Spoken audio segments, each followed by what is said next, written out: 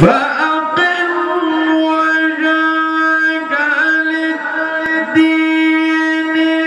القيم من قبل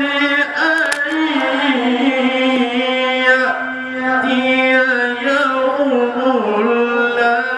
مرد له من الله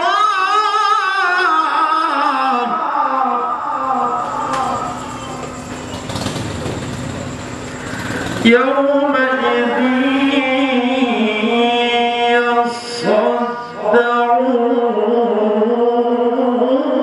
يصدعون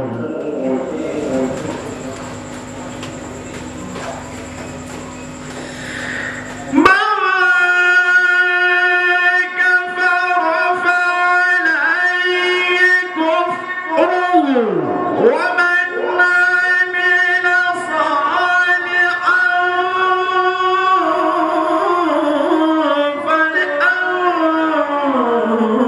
فلأنفسهم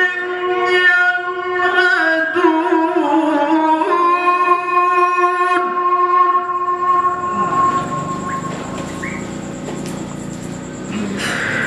ليجزي الذين آمنوا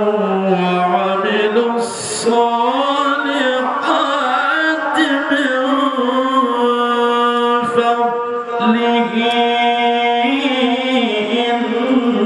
إنه